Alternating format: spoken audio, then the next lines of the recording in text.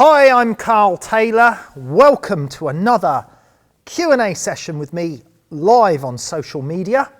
It's Monday today and I've got a little bit of a cough, so excuse me if I have to drink some water throughout the duration of this. So if you've got any photography related questions that you would like asked, fire those through. They'll come in from various social media channels into this iPad and I will do my best to answer them. Now, while we're waiting for any questions to come in, before we get started on that, let's take a look at a couple of things that I think might interest you photography people. The first one is about these new bags from Manfrotto. This is the Air 55 bag, which is a carry-on size bag with a locking mechanism, laptop pocket, loads of space. And this is the Tough 55, which is their new hard case bag with handle, wheels and all the rest of it, which is also carry-on size. Now, we made a review video about these bags, and I must point out at this moment in time, come back to me, I must point out, I am, as you can see here, a Manfrotto ambassador. So I'm not paid to say good things about them, but I'm a Manfrotto ambassador because I use their products. And these are really good bags. This bag in particular is a huge favourite of mine, the Air 55. And I did a review video for them, or not for them actually, because it wasn't a video we made for them. It was just a video I did because I thought our audience would want to see it. You can find that on our YouTube channel here.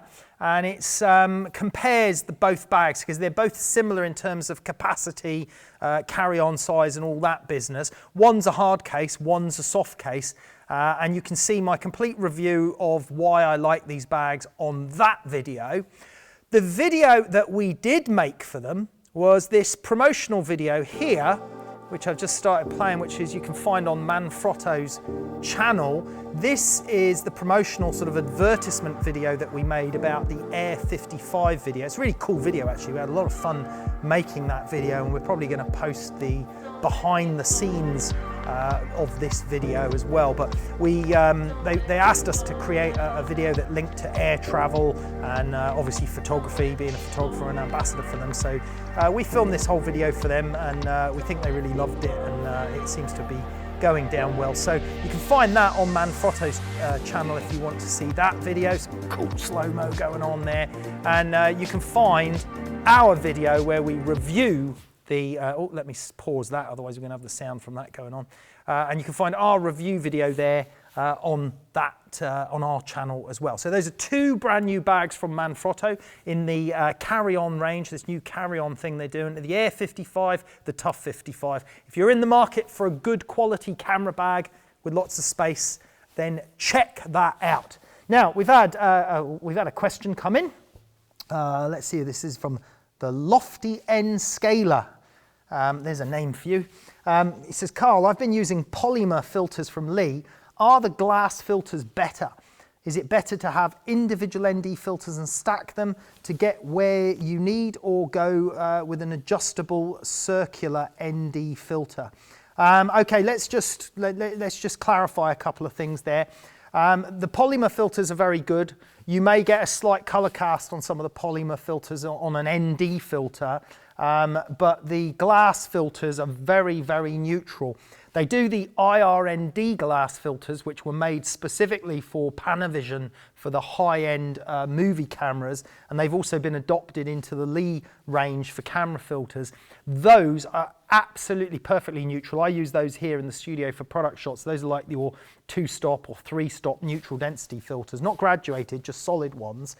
The circular neutral density filter is not what you're thinking. I think you're getting confused. There are some circular dual polarizing filters where you put one polarizer and another polarizer together and you turn them and it creates neutral density. I don't really recommend those as neutral density filters, and I don't think Lee even make one of those. Lee do make a circular ND filter, but that is not, they make a circular polarizing filter, but that's not as an ND filter. The polarizing filters are usually generally neutral or maybe a tiny little bit of warmth on them for landscape photographers, and I have no problem stacking the glass filters either. It's just more work because you've got maybe a 2-stop filter and then a 3-stop filter. So I prefer to use a single glass filter. You are opening yourselves up to more problems with stacking them, not necessarily in an image quality issue, but possibly in an image quality issue from flare or dust or other things that can happen between the slots, if you like. So yes, the glass ones are more neutral. Yes, the IRND range is amazingly neutral. And yes, if you can afford it, buy the ones that you use. The one I use the most is the 3-stop filter. That's the most common one. Someone else here, Chris Michel Chesson, says, I'm trying to figure out to outside photo with a softbox with the background slightly underexposed. My subjects seem a bit bright, not very even. It's a fairly simple technique, actually, Chris.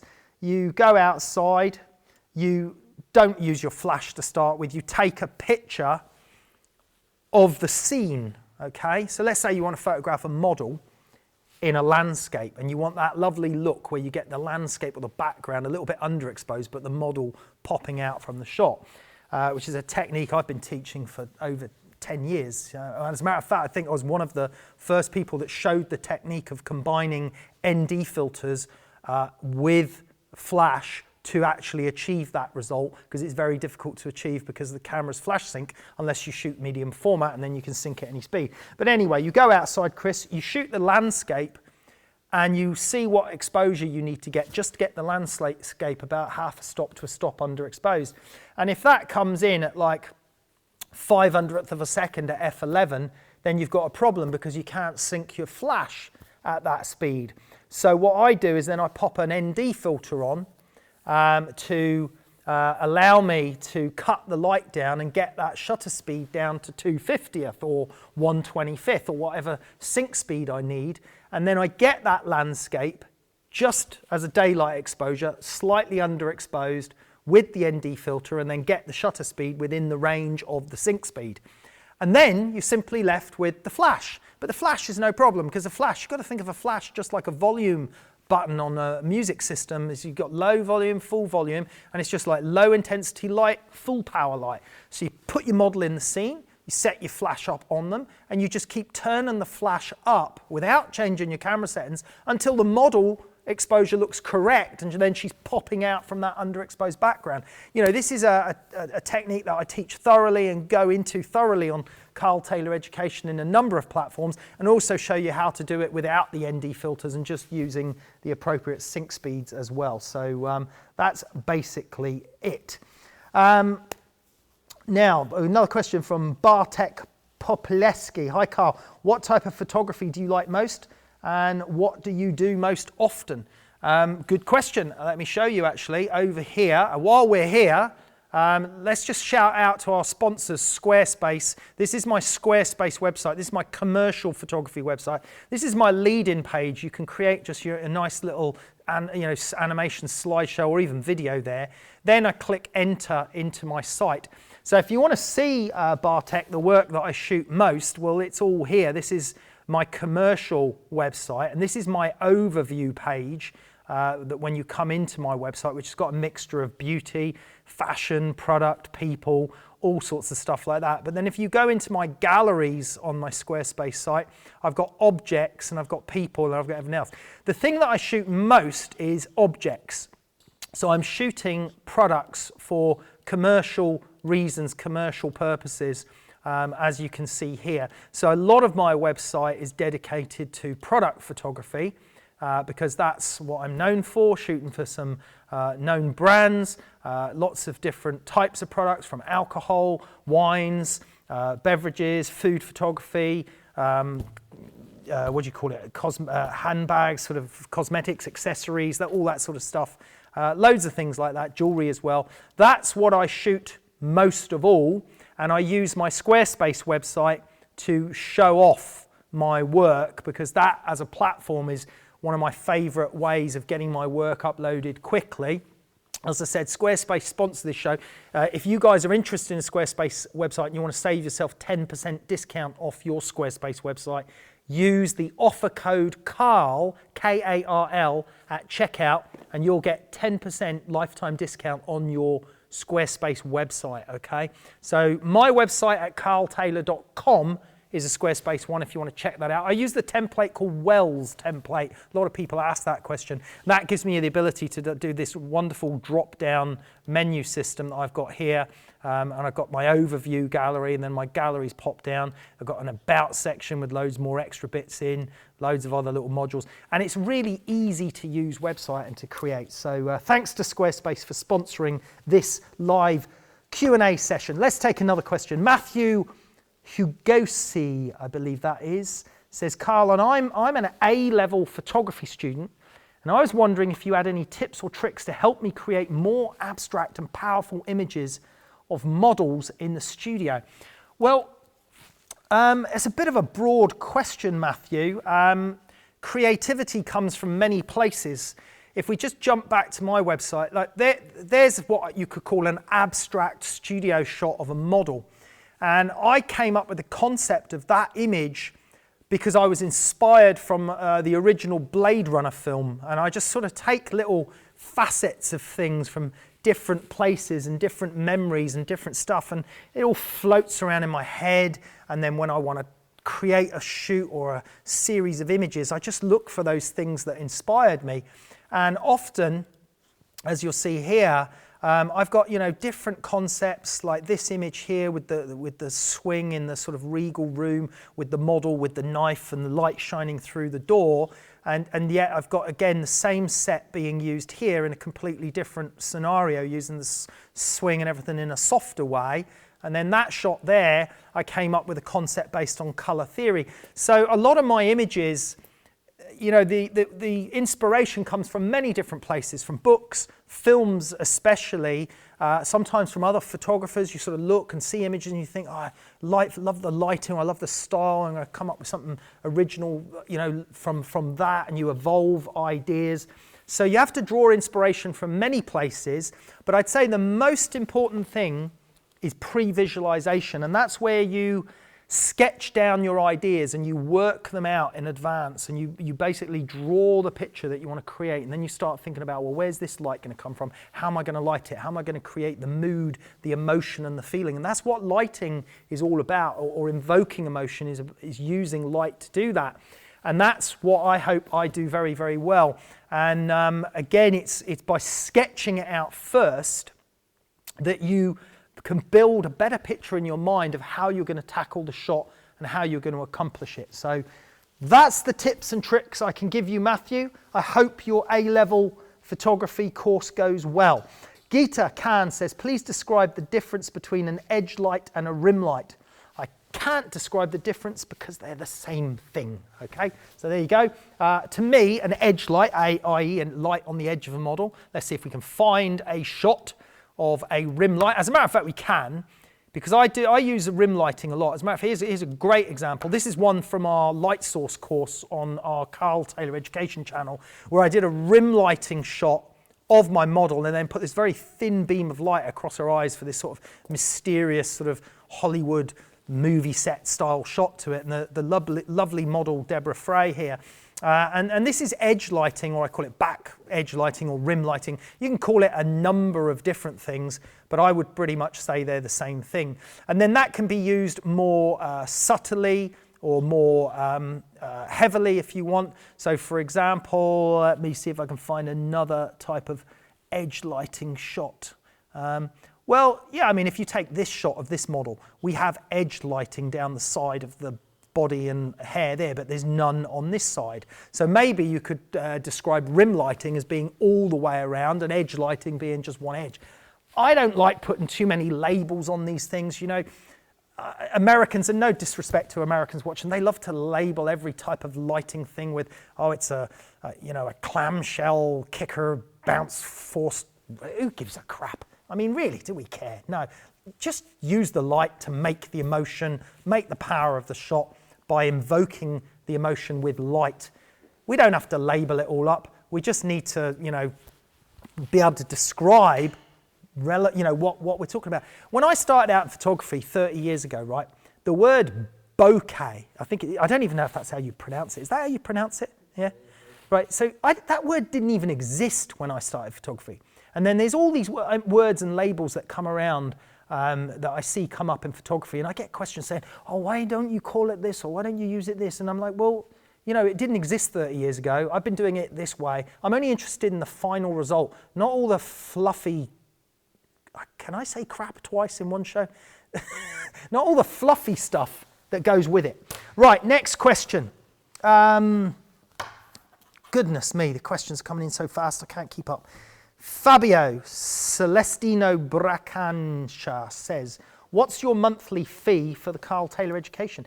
It is a bargain, £12 or $14 per month. That's about 14 euros if you're in Europe, Fabio. So it's an absolute bargain. Next one. Oh, he's from South Africa, he says, because he says, hi, Carl, from South Africa. Right, there you go. Next one. I think he says, asking another question, he's key. I'm 33 and I started photography this year. In your opinion, is this too late to start? No, I don't think anything's too late to start. I'm 50 years old this year, believe it or not. I know many of you must be questioning that. But it's never too late to start. You know, I've actually, I don't know if I've started anything major recently, but I've certainly started things later in life that I still enjoy doing now. And I think really it comes down to what your aims and your goals are. You know, if you're saying I want to be the world's best photographer by the time I'm 35 and I just started when I was 33, then that's not going to happen, okay? It's not going to happen because you need some years experience to get there. But if you're doing it because you really enjoy it and you want it to go somewhere, just absolutely, you've got plenty of time ahead of you. I wish I was 33 again, that's for sure. Right, question 2, what was the one specific thing that helped you improve your skills the most? It was lighting, it was knowing light, understanding light. I can't emphasize how important that is. If we just jump over to all of the tutorials that we teach on Carl Taylor Education, the one chapter that is probably the most important on our education platform is this one called Introduction and Understanding Light. This is where I teach the physics and the theory of light and actually the fundamental nature of light and how to work with it. That's here, and you can see how well received this chapter is, because this is the comments section below that chapter, and this is why people go crazy about this one. They're saying, oh my God, you've opened my eyes to a new way of thinking about light. This is the thing people go, I would have paid a year's subscription for this one-hour tutorial about understanding light. And I'll tell you something, a matter of fact, and I'm going to be quite blunt and a little bit arrogant here. Actually, I'll be very arrogant here. I know a lot of professional photographers that do not know this stuff, and they don't know it properly. A lot of them have a good feeling and a good way around it because they can kind of know where they're going to get with their lighting, but they don't know how to get there as quickly because they don't really understand the physics, the science, the theory, or the practical, sort of pragmatic understanding of light that you need to work with it well and quickly. And that is crucial. And you asked me, what was the most important one specific thing to help improve my skills? It was really studying light, and it's not just about hard light, soft boxes, hard light. It's well beyond that, okay? Well beyond that, and I give you a very good understanding on that in that particular section on Carl Taylor Education. Next question. I'm not sure I'm going to be able to pronounce this name. I'll give it a go. Abdelrahman El Tamali. Hi, Carl. I take good photos, but I suffer in editing. Any advice? Don't rush it, okay? Good photo editing is mostly burn and dodge, and then a little bit of coloration work, contrast work. So if your photos are good to start with, you shouldn't have to do a great deal of post work. A bit of burn and dodge work will be all you need to draw the eye where you want it to go. And again, we've got some great modules on that. If you don't want to pay for our courses, I think we've got some free bits on our YouTube channel as well about it as well. Next one, JOJ says, hi Carl, how important is networking in photography? I'm starting to think about it more opposed to who you know as opposed to how good you are. Well, there's a little bit of that. I'd say there's more of that in the fashion world. You know, a lot of networking. You see some fashion photographers, their work's abysmal, yet they've made the right contacts or schmoozed with the right people. But by and large, to maintain a living in any industry, you've got to be pretty good at what you do, okay?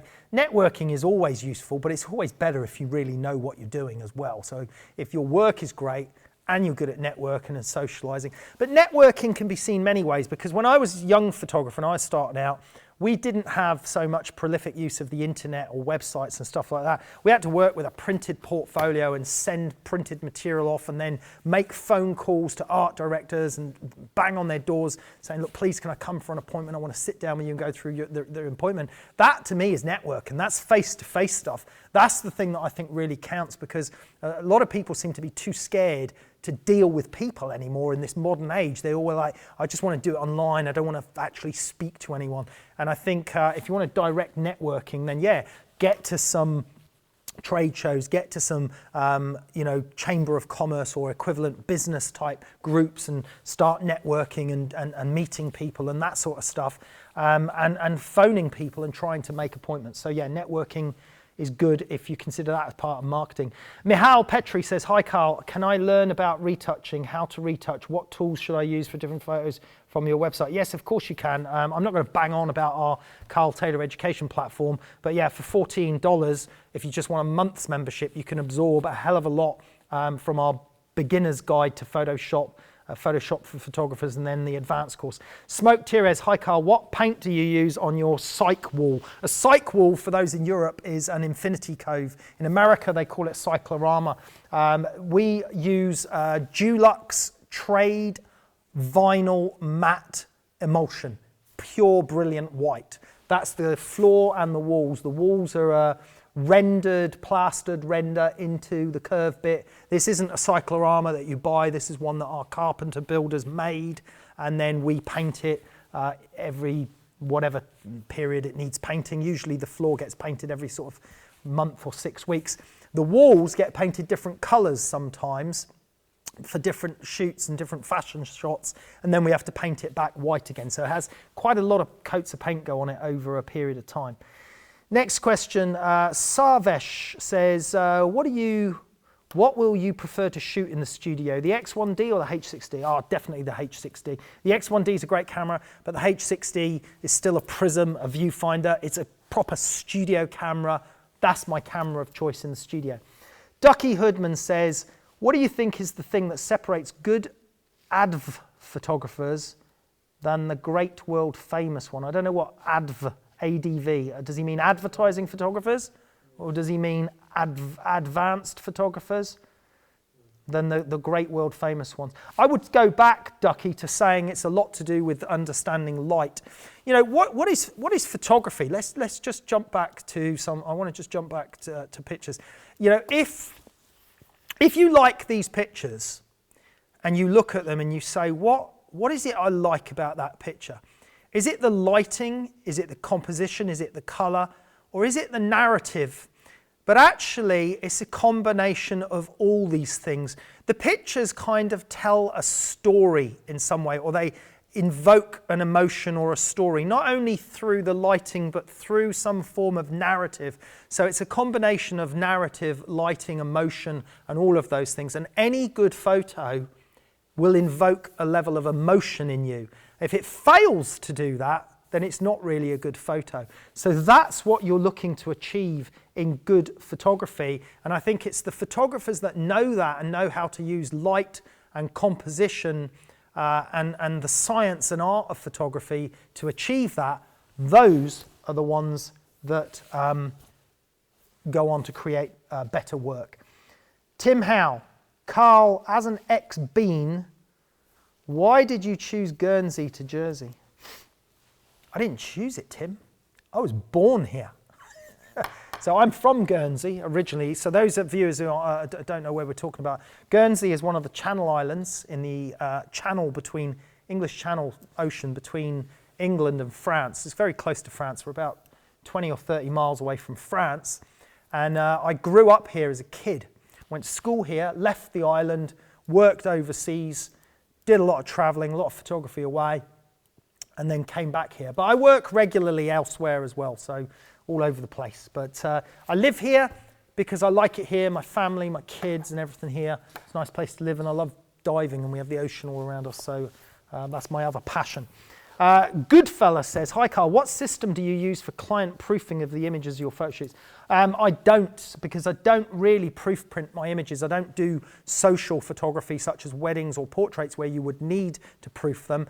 I deal with advertising shoots, product photography. So usually the client or the art director is here, they're seeing the images on a high quality monitor, and then they're just taking those image files away with them once the retouching is done.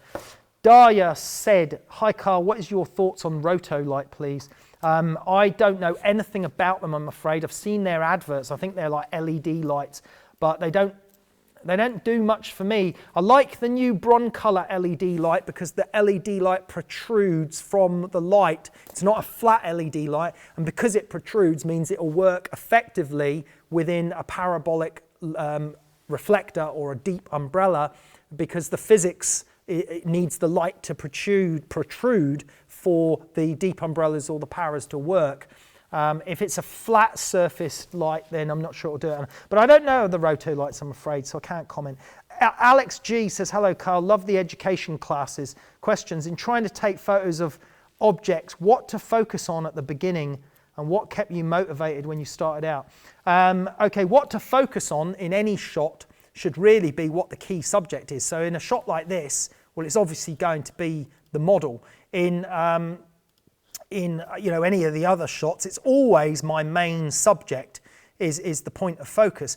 However, in some instances, like a landscape image, you might photograph a particular rock or a particular place into the shot, a particular depth into the shot, and then you might use your depth of field range to accommodate everything else that you need sharp. But generally, all of my shots have a key point of interest, whether it's a model in the landscape or a tree or a key rock, or generally it's product photography. So that has to be the point of focus on the subject. What kept me motivated when I started out? Well, it's the same thing that keeps me motivated right to this very day. It's the fact that I love working with light, and I love producing images, and I love creating images. I just love it. I just get a massive kick from creating an image, whether it's a product shot, a bottle shot, a sunglasses shot, a fashion shot. I just love the whole process. So that's what keeps me motivated. Suman Shrestesh says, hi Carl, you are a very good photographer because of your skill or because of A+ gear with editing. Which part comes first? I hope it's because of the photography and the lighting knowledge, because to be honest, Suman, not all of my images have editing, and some of them have hardly any editing. Some of them have more than others because the nature of the shoot requires it. But like a shot like this one, for example, that's got virtually no editing in it. That's the shot we took in the studio for the client. So that's more about knowledge of lighting and the skill set that's associated with that. And I keep coming back to this. Lighting is the key thing. It's about understanding light. Next question is Snakes Pierre says, hi Carl, are you happy now that you're back to your ISO monitor? Yes, I'm very happy actually. I really love the ISO monitor. As many of you know, I tested the Wacom Cintiq I used the Wacom Cintiq screen for a while, and then I decided to go back to the ISO monitor. I'm not going to go on about that. We've got a video on YouTube about that. We're testing the Asus monitors soon. We've got sent one, but I've been so busy I haven't really had a proper chance to look at it. We're going to compare that to an ISO monitor for those of you that are interested soon, so stay tuned to us on social media to see the outcome of that. Lars Dahushi says, Carl, what do you think about analog photography today? Is it useful? I think it's a great learning tool. I started out on analog photography, and by analog you mean film. When I started photography, that's all there was, film. So you grew up learning using film. Using film, you need a certain level of discipline about exposure, composition. You can't check the shot. You can't be chimping at the pictures. You can't see whether you got it right. You've got to make some calculations. You've got to make some decisions. And that's actually an instance where a light meter is useful, because in digital photography, a light meter is not useful because you can see the result and see it more accurately than a light meter can show you anyway. But with film, a light meter, and certainly in the old days we used to shoot Polaroid proofs before we load the film in. So it's a great way of disciplining you to learn photography much more thoroughly. That's what it is. In terms of a commercial perspective, I don't think it's useful anymore because my clients all expect to see the images there and then when they're on the shoot with me. Milani says, Carl, how do you maintain your interests in different areas of photography? There's people, products, architecture, etc. in your website. That's a good question, actually, but let's look at the areas that are on my website. So overview, we can forget that. Objects is my main one. So that's at the top of my menu. And then people is my next main one because that we do quite a bit of fashion and beauty stuff. Architecture is only there because I've got a few shots that I like, but I don't really do any architectural photography anymore. I haven't done any for years. Places, I don't do places commercially. I just do those for fun sometimes when I'm traveling. And some of these shots, for example, on places were actually taken on my iPhone. So they're just there for keepsake and because we cover a bit of landscape work on our courses. And reportage is from years back when 20 plus years ago I used to work as a photojournalist. So all these pictures are just my historical sort of look back at what I used to do when I first started in photography. So really it's restricted to objects, product photography and people. That's kind of what I do. Next question is Bjorn Havaldsen. Hi Carl, really enjoy your shows. Good learning. One question. What is the difference between a circular and a linear polarizer? Here in Norway, it's the difference of about 100 quid on a Lee 105 polarizer. Why buy the expensive one? You don't need to buy the expensive one. People can get confused about the term circular polarizer and linear polarizer, and they think one's square-shaped and one's round-shaped, but there's nothing to do with it, okay? The difference is the way the light is polarized. It's the way the electromagnetic radiation phases through the glass and the waves are cut out.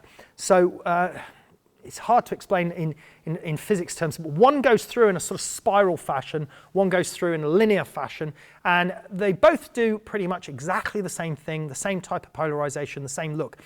Some cameras' light meters don't work with linear polarization because it interferes with the camera's light meter and it means you can't make a light reading measurement through the camera. Now I only shoot in manual anyway, so I don't care about the camera's light meter. I just take the test shot, see if it's in range on the back of the camera and then adjust. So I use a linear polarizer all the time. But I also have a circular polarizing filter. I can't see any difference in the results between the two. So if you want to save yourself some money and you're not worried about your light meter, then go for the linear. The other thing is some cameras' autofocus systems don't work as well with the linear polarizer as well. But again, I'm usually focused manually as well. Michael Edwards, question. I'm super interested in product photography, thanks to you. But where I live, you don't get easy access to lighting equipment. What do you recommend as an intro setup to start and shooting products? Well, as you know, Michael, from watching our stuff and on our education channel, you've seen that actually we don't use necessarily a lot of lighting for product photography. Often there's that one key vital bit of scrim lighting for creating gradients, and then it could be done with a speed light or a single bare bulb light for a lot of the stuff. So again, check out some of the product sections again on the Carl Taylor Education platform, and you'll see how we do it with minimal equipment in many cases. Some are more complex, yes, but yeah, you really can. I can turn out some great product shots with virtually no light. I mean, I'll give you an example, right? That shot there is one light. No, it's two lights because there's one on the blue background in there as well. But a lot of this is a one or maybe two light setup. You know, there's no, you know, they're not often. It's about your approach to lighting. It's about understanding lighting that helps you create those shots. So you don't always need a great latest gear for that. Okay, where am I with my questions? Right, I'm going to go on to this one. Lofty again says, when using high-speed sync with your Canon, when you go out, how much power of the strobe do you need to overpower the sun?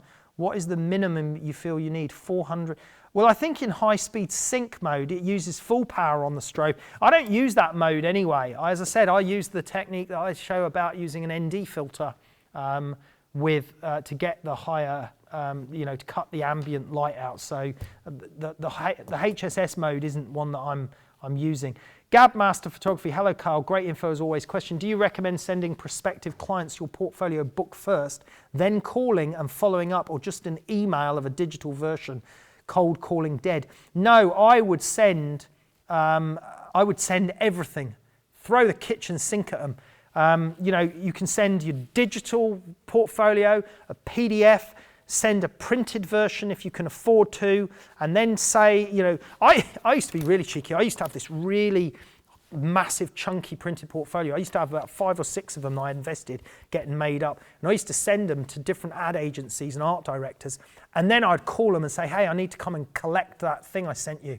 Is it possible to have a quick meeting with you? And, you know, obviously to save me paying a courier to get it, can I pop in? So, you know, I used to be a little bit cheeky like that as well. And then I couldn't send these portfolios to everyone. So I also had some printed like A4 card portfolios, sort of mini ones made. And I used to post those out as well. And then I used to make phone calls to the art directors saying, hey, did you get my mailer? I just would love the opportunity to talk to you a little bit. And, you know, usually if the people liked your work, they're willing to talk to you a bit. But if you do everything by email, like I was away on Thursday and Friday, and I didn't open my email box. And then today I opened my email box, and I had 568 emails come in, okay? 568 emails. Do you know what? I went through them so quickly, deleting all the rubbish. I may well have deleted an important email. I don't know.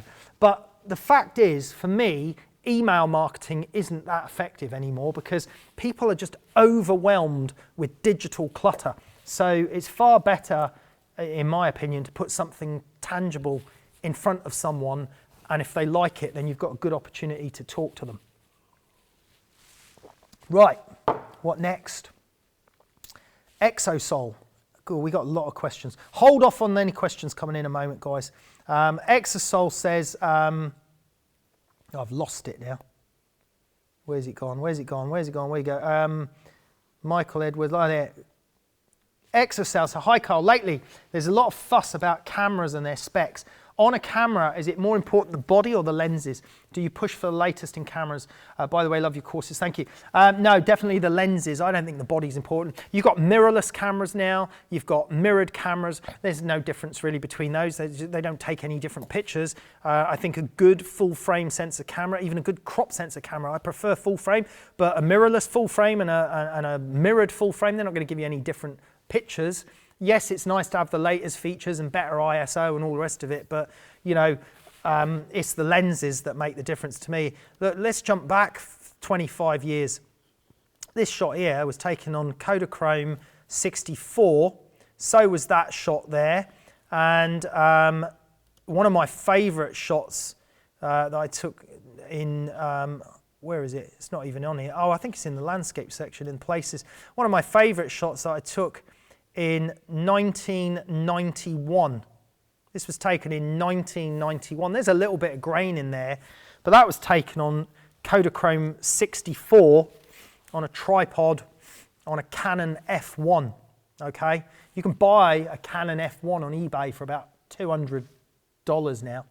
So it's the lenses for me. Lenses, anyway, cameras don't make pictures. This does.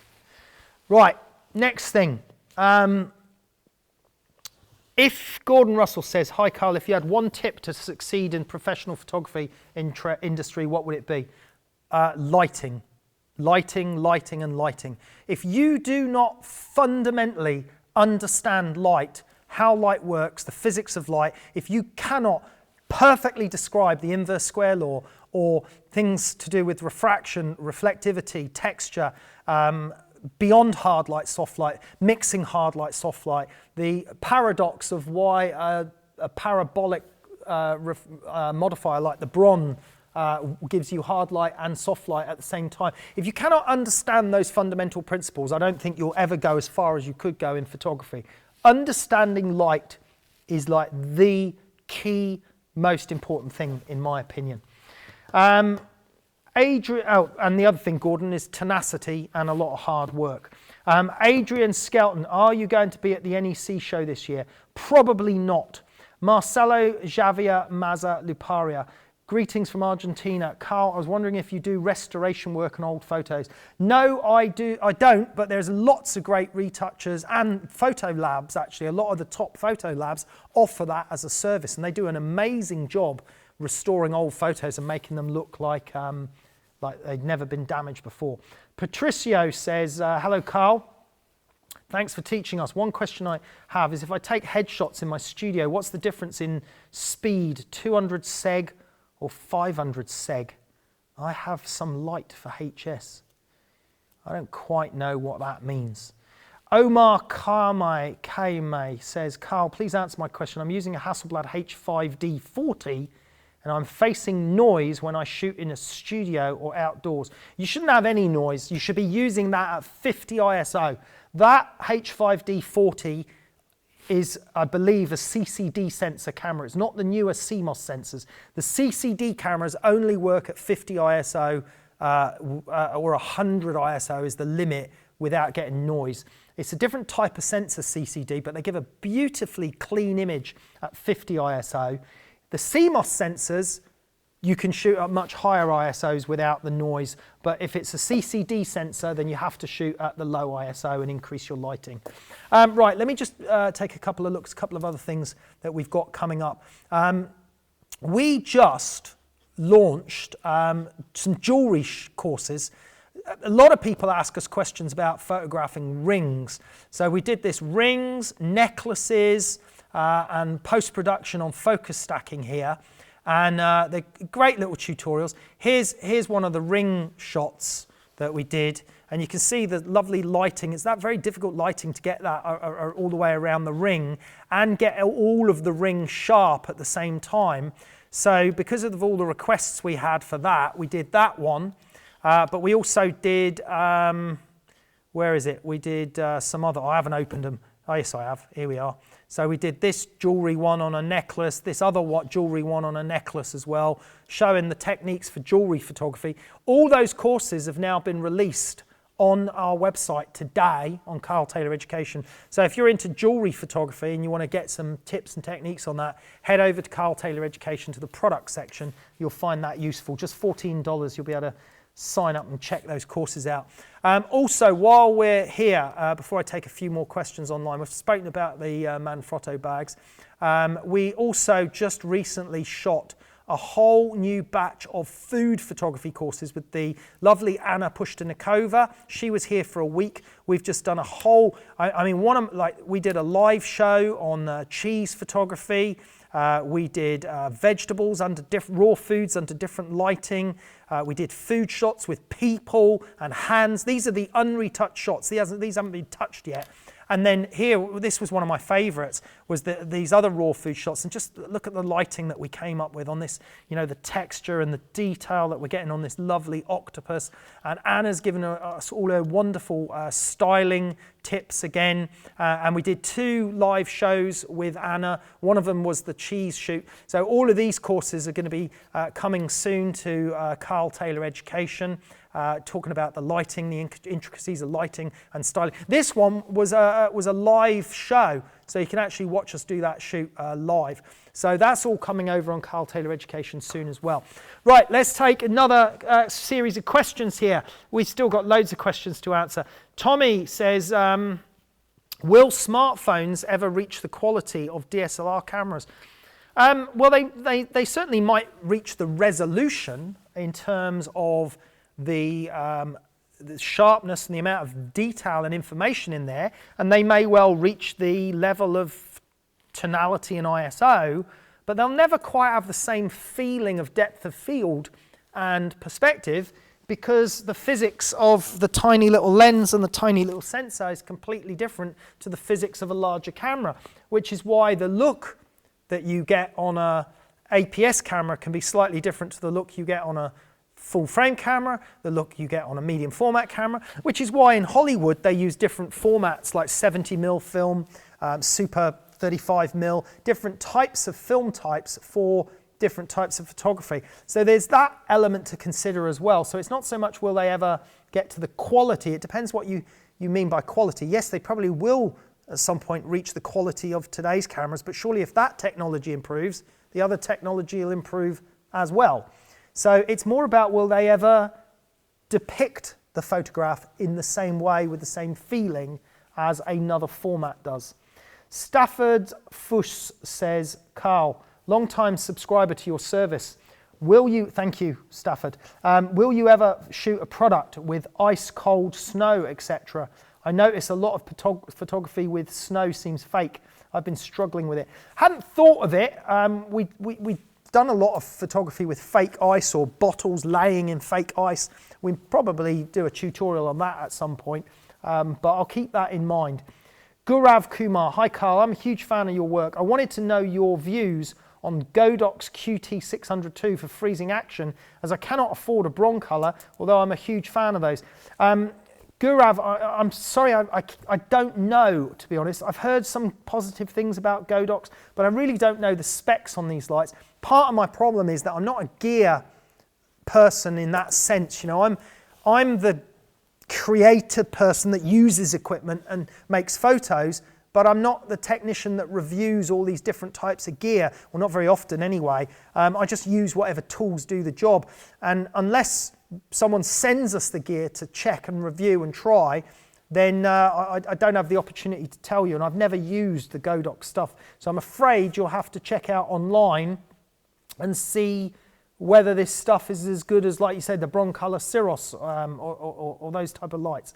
Someone called Story Support says, equipment question. Have you ever used the Brielle lights? I think you mean Breeze lights. Why or why not?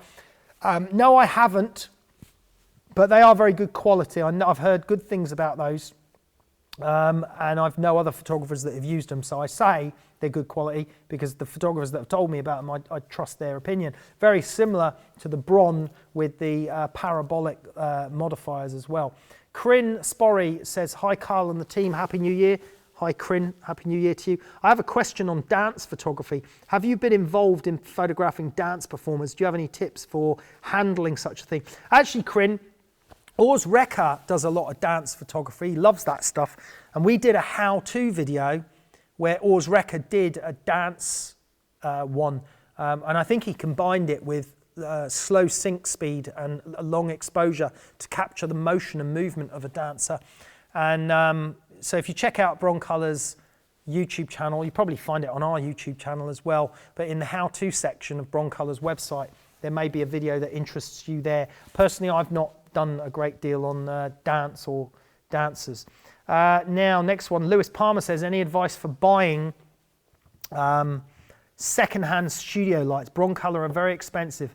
Well, I know a lot of people keep saying Broncolor are very expensive. They're not the cheapest, that's for sure, but they're no more expensive than Profoto. And as a top brand like Profoto, that's the price they are. I actually think the Syros lights from Broncolor are really well priced for what they do, considering how good they are compared to like a Scoro pack, which is a really, you know, professional piece of kit, and what the Syros lights can achieve. I think they're really good value. I used to use Elinchrom lights, and I think they make some good lights, but they're not quite as hard wearing as I would like, which is why I switched. And they also didn't have the same fast flash capability. And then this guy saying, I'm wary about the likes of Godox on the cheap end, so thinking about second hand. Well, if you can pick yourself up some Syros lights second hand, then maybe that's the answer. And I'm afraid I just don't know the answer on the Godox, I'm afraid. I've never used it. Marcin, I can't say that. Marcin Bakowitz, I think it is. Hello, Carl. I have a small studio and a large 150 centimetre umbrella with a 750 watt lamp. Is it enough to take pictures of children aged 7 to 18 for a portfolio? Well, it seems a bit limited, just one light. And when you say 750 watt lamp, do you mean continuous light, like a 750 watt halogen tungsten lamp? Or do you mean 750 watts joules? Because 750 joules power on a flashlight would be plenty. I don't think it would be ideal just as a single light for kids' portfolio shots. I personally, and I know it's often difficult for people to hear, like, oh, I got to buy more money, but at the end of the day, you know, if you're a carpenter, right, and you say, I want to be a carpenter, and I've got a hammer, right, is that enough to be a carpenter? No, it's not, okay? He needs a plane, a lathe, screwdrivers. He's got to have a whole assortment of tools. to be a photographer and to be successful in photography and have any chance of turning out some good photographs, especially if you're talking about doing it commercially, which it sounds like you are, you've got to have some minimal kit that you need to use. And for me, you'd have to have at least 3 lights to turn out some competent shots. Now, I say that, but okay, let me show you something. Let me just briefly here, right? What we did, because this comes up a lot, is how much can you do with 1 light? So all of these shots here on this module, look, 1 light setups. I did all of these with 1 light, and I had to think really creatively about how we could do these, and Ors Rekha came up. All of those were taken with 2 lights. These were taken with 3 lights, and then the more complex ones here were taken with 4 light setups and then location light setups. So you can be creative with 1 light, but you will be limited. You'll end up shooting the same thing over and over again because you can only get like 5 possible scenarios out of that 1 light setup. So you've got to have some level of tools for the job. You're going to need some backgrounds, you're going to need reflector boards, you're going to need a couple of different lenses, you're going to need the studio space, you're going to need some different modifiers, and of course you're going to need some post-production. So you can't expect to get a result without, it's like going fishing without fishing rod. You've got to have some stuff to do it. I'm sorry, it's just these questions, like a lot of people are like, oh, can I do this with 1 thing? Can a carpenter build a house with a hammer? No. Right, next question. Shane Carr says, would you recommend a Canon 5DSR with its 50 megapixels over a 5D Mark III for quality? I think I might actually. Tim Flack, a colleague of mine, actually Tim and I are running a workshop in March, if you're interested, here it is. Tim Flack, Visual Journey. This is an expensive workshop, I'm not going to deny it, but it's 4 days with accommodation, amazing schedule and tutorials and everything that we're covering on this. It's going to be a fantastic workshop. Now, Tim uses a Hasselblad, but he also uses a 5DSR for a lot of his work, and the detail from it does look amazing. I still prefer the Hasselblad for the detail, but I think Tim's very happy with his 5DSR, so it depends what you're looking for, Shane, but if it's detail, then yeah, maybe that's the way to go. Kanan Kothadapani says, how about Sony a7R III? Any thoughts? Yeah, we've got the a7S II. We use it mostly for video, but it's a great camera, great sensor, and I'm sure the 46 megapixel version for stills would be a wonderful camera. Marius Serban, Broncolor versus Profoto. Broncolor. What else can I say? I'm an ambassador for Broncolor, but I will say Profoto are a good brand, but I've got a lot of issues with some of their products. I don't like the way the packs are formatted, the way the things work. I know because I've rented Profoto in my career loads of times. A lot of rental houses have Profoto. I don't like the fact that a lot of the Profoto lights have a flat front without a protruding lamp. That means it's limited in certain situations. You can't use them in parabolic reflectors effectively. So for me, Broncolor. The reason I say Broncolor, not because I bought Broncolor kit long before I was an ambassador. They saw I was using Broncolor and liked the work I was doing and then asked me to be an ambassador. I made the decision to buy Broncolor over Profoto when I decided to switch from Electron. So it's an honest answer, Marius, that Broncolor would be my choice. Geeta Khan, for large size cameras like Hasselblad medium format, which camera bag do you use when it needs to be traveled? Well, that's a good question because I now use this. This is the Manfrotto Air 55. I can get my Hasselblad body and a whole bunch of Hasselblad lenses in there, and it's carry-on luggage size, and it's locked, and I get my laptop in there, and it's got wheels and an extendable handle. You can see our review video on our YouTube channel about those bags. Brett Flirty says, I have 3 lights and often find myself needing more when building up the lighting. To improvise, I use mirrors and reflectors and sometimes shoot several layers and then comp them together. Now, that's absolutely right, Brett. And I think Brett is a member on our platform, and he may well have learnt how to be creative with lights from our 1 light and 2 light and 3 light setups, and we do exactly the same thing in one of the 1 or 2 light setups. We use lots of reflectors and mirrors to show how you can actually create more lighting from 1 or 2 lights. So absolutely right, Brett. Darren Graham says, hi Carl. Right, I'm afraid we can't take any more questions. I'm going to finish the questions that are here, but we've run out of time, so I'm going to finish off these questions. Darren Graham says, hi Carl. Once you got that meeting to collect your portfolio, what did you say to them? What was your pitch? Well, obviously, if you get your foot in the door and you get to sit down with the art director or the decision maker, then the key thing is to sort of have that opportunity to talk through the work and what they thought of the style and ask them how they felt about it and what they're looking for in their business, what type of clients they have. You should have done your research and know all that beforehand anyway. You can often draw comparisons between I've studied your business and your website and the type of clients you work for. I see you shoot a lot of such and such photography and I feel I can bring something to the table to help in that area, blah, blah, blah. So, do your research, do your homework. Don't turn up to a potential client and go, I've come to get my portfolio. What did you think of it? We thought such and such. What do you think you can do for us? I don't know. What is it you do again? No, that's not going to work, okay? Like if you're trying to target yourself towards, say, a drinks company or an ad agency, what does that ad agency specialize in? Is it what you're good at shooting? Do your homework so you've got something to talk about when you get there. This should be common business sense, this stuff. We cover this in depth in our business course. There's a Russian name here. I love these Russian characters because they look so alien-like, and I have no idea how to say it. It looks like an A and an N and an E and a K and a C, but I'm not sure. But I'm not going to try and pronounce maybe Anek, I don't know. He says, I studied books myself, the books from 50, 60 years ago, experience in a studio for 10 years. All the money is invested in equipment, but I would very much like to study on your course. What advice do you have? Well, it's there for anyone to study. We have a lot, I believe that's Russian, I hope he's not made a mistake there. We have a lot of Russian members on our platform that use our platform and enjoy our platform.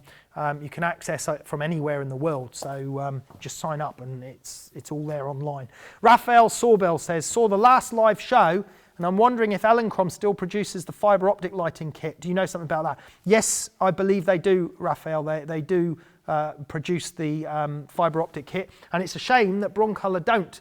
They don't make theirs anymore, which is why I had to make that homemade one and have my metalwork maker make the adapter to fit on the Bron light. Works perfectly well though, so there's always a solution if you need it.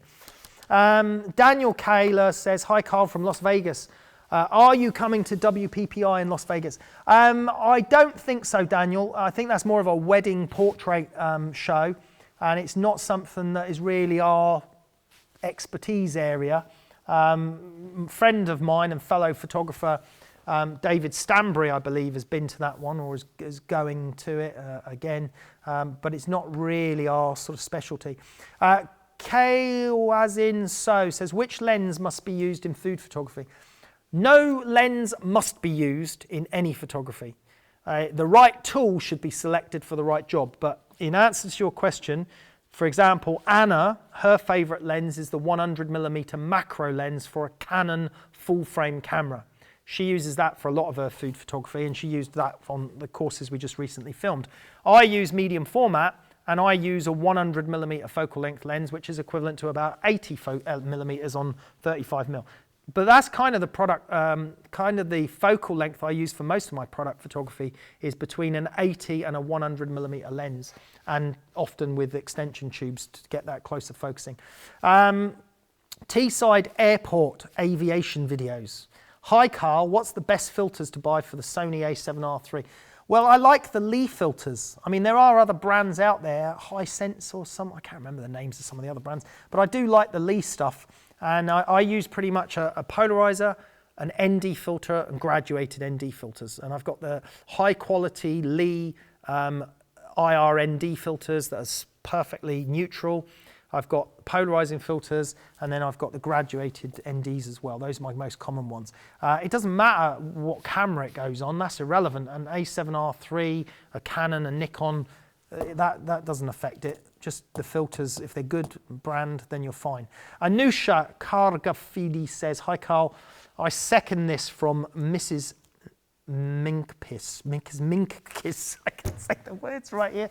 I don't know what that says. Hi Carl, I'm just setting up my website and I see pros recommend only sticking to one style of photography, but you do lots of genres. What's your thoughts? I don't do lots of genres. Let's go back to my website. it appears that I might do lots of genres when you look at my galleries. But as I just explained earlier, I actually really do objects, which is product photography, and I do some people and fashion. I've got architecture, places, and reportage there just for historical purposes to show some of my earlier previous work. Now, some photographers disagree with this because some photographers think you should be more genre specific and focus on that one thing and only show that one thing. And other photographers have a broader range of stuff. I personally, most of my clients that I've had for, that I've got now, I've had for many, many years. And I'm not really actively searching for any new clients. We do get new clients, but I'm not actively searching or promoting myself for new clients. So they know my work and they know what I do, and they know that my specialty is product photography. So those other genres that are shown on my website are just there really because we obviously operate in the training market as well. And I think for my training and education members, I think it's also important for them to see that I can shoot other stuff as well, which then gives them a little bit more confidence and faith in what we can teach them in those other genres as well. But I don't agree totally with this thing where you've got to have just one type of photography. It depends on the type of photographer you are. If you really just want to do fashion, then yes, okay? But I'm sort of more general commercial and advertising photography. So my work crosses over from product, still life, into a bit of beauty, people, and sometimes fashion. And that's the two key genres that are at the top of my menu system. Next one says, Luis Erazo, can the light of the para be replicated with the beauty dish and an octa combined? No, it cannot. And the physics of that will explain why. And I'm not going to explain that right now. It will take too long. Siobhan Banks says, hi Carl, I'm a beginner and I really want to start my own business because I love taking pics. Can you help me understand which Lightroom is best to get, Lightroom CC plan or the photography plan? Well, I'm not sure what the plans are, Siobhan. They've got one plan that includes Photoshop and Lightroom, and that's the basic plan. I didn't know there was a different plan. I think that is the photography plan, yeah? Which gets Photoshop and Lightroom for about £10 a month. Yeah. So what's out? There's nothing just Lightroom on it. So, all right. I would say you need Photoshop. You're going to need Lightroom for your raw shooting and your processing your files and sorting them out, and then I need Photoshop for the final polishing. You saying you're a beginner and you really want to start your own business, but I think that's a bit of a mistake, Siobhan. You can't just jump into it feet first like that if you really are a beginner, because I don't think that's going to work well for you. You need to get your grounding, you need to understand some more fundamental things about photography, lighting and creating images. Having a nice camera, I'll go back to the carpenter analogy, right? I could go and buy a really good set of saws and hammers and stuff and tools, but I'm not going to go out and be able to build a house, okay? Because I have not got the knowledge or the skill to do so. So I would need to practice my craft for some time and get good at it before I think you could confidently be accepted as a professional in the industry and make any money out of it. Otherwise, you may just be disappointed. So why not concentrate on developing your skills first? And then if you really do develop something within a year or two, and you really, because some photographers, don't get me wrong, some photographers develop some amazing skills within just a couple of years because they really get it really quickly. They really get the fundamentals of lighting, the art, the science, the composition, the invoking emotion. Sometimes they've got backgrounds in design or art or filmmaking, which gives them a little bit of a head start. But there are some photographers that do get really good really fast. And then there are other photographers that need a little bit more time to absorb all this stuff and get their head around it. And I'd hate for you to be disappointed, Siobhan, by jumping into it before you were ready. The same, I think, Russian person or whatever that funny writing is that I can't, distinguish because it's not familiar to me. It looks like an A, an E, and an N and a B this time. Tell us about the unusual situations in which you fell at the beginning of your career, and how did you get out of those situations? For example, when your camera broke or flashed.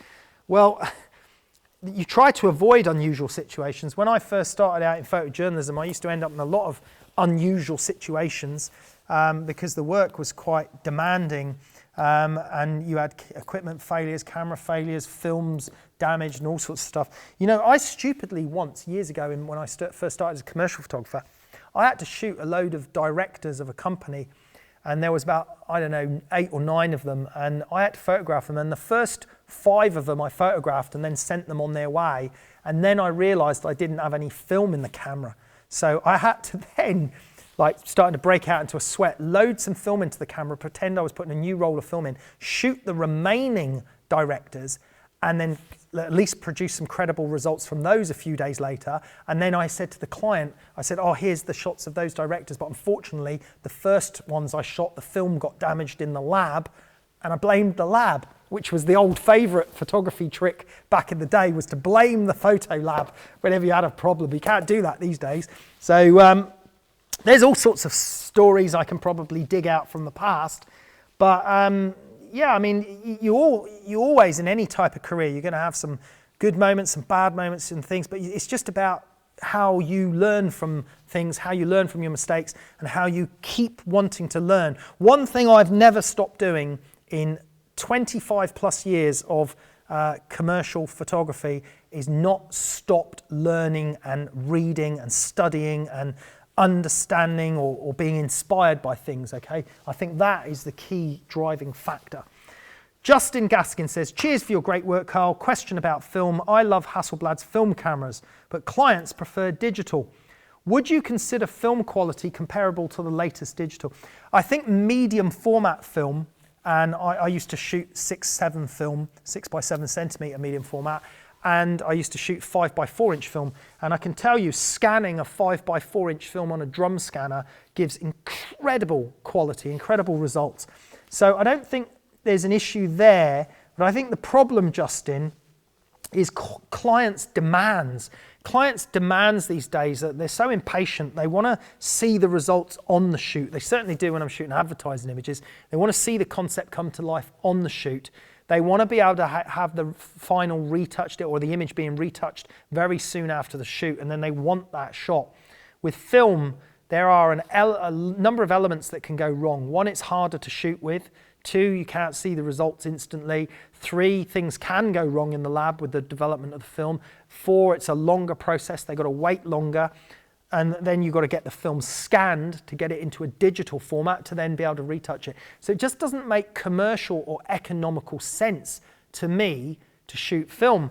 And actually, back in 2005 or 4, it was when I switched to the Hasselblad H1, and I was shooting Mamiya RZ67s and a Sinar 5x4 film camera at the time, and we were spending about £17,000 a year back then on film, processing and Polaroids and stuff. So when I bought my first Hasselblad camera for about 20 odd grand, it actually made good business sense to buy it, because that one purchase for that camera meant I never had to pay for a roll of film or developing or a Polaroid or trips to the lab ever again. So, you know, there is a commercial benefit to shooting high quality digital as well. 2 more questions. PhotoZen says, any DIY on something close to a Pico light? Well, you've got to understand that a Pico light is not actually anything different to any other light. A Pico light is just a small headed flash lamp. It's the stuff you put on the Pico light, like the Fresnel adapters or the projection attachment is probably what you're talking about, the ones that can create the little specialized tiny patches of light. The honest answer is, PhotoZen, I'm afraid not. There are some tricks that I teach on our website that come close to it, that I cover in some of our food photography classes, and you can see what those bits of equipment are. It's sort of homemade stuff that I use that can give you a similar look. But for the precision of very, very meticulous patches of light, then no, it's not quite the same. But yeah, check out some of the food photography courses and you'll see what I did to overcome some of the problems there. Last question, Crin says, with the Carl Taylor Education showcasing other talents on the talk shows, is there a plan to get some of the Asian guys like Sales Chong over to the studio to perform a talk show or a live shoot? Well, actually, Corinne, I did speak to sales the other week, and I asked him the next time he's in the UK, because he makes a lot of trips to Europe for some of his stuff, I said, could you pay us a visit, because I'd love to get you on the show. And he said yes, but I think it's just his schedule. He's a busy guy. But yeah, I definitely would love to get sales on the show, because I love his work, and it would be great to sit down and have a chat with him in a talk show format. And we're going to get lots more great guests on throughout 2019 as well. We had some great guests on last year. Those of you that missed any of those talk shows, you can catch up on those on our live show replays. And I think this is an important thing. This came up today in a meeting at work. I get great guests over from different genres of photography because I like to inspire those members on our platform, because listening to other top professional photographers, and I'm talking people that are at the top of their game at producing top level images, listening to what they've got to say and the advice they give out, and the fact that our audience can ask them questions live on the show, that really reveals some sort of deeper level beyond just technique. And I think that's a very valuable part of our platform. So yes, Corinne, I'm going to look to get a number of different guests on the shows throughout 2019, and I hope sales will be one of them. Right, just want to say final thanks again to Squarespace for sponsoring the show. Check out the Manfrotto bags review videos, and check out the new jewelry tutorials in our product section if you're interested in jewelry. Thanks for listening. I hope you enjoyed that Q&A. We'll see you next time. Bye-bye.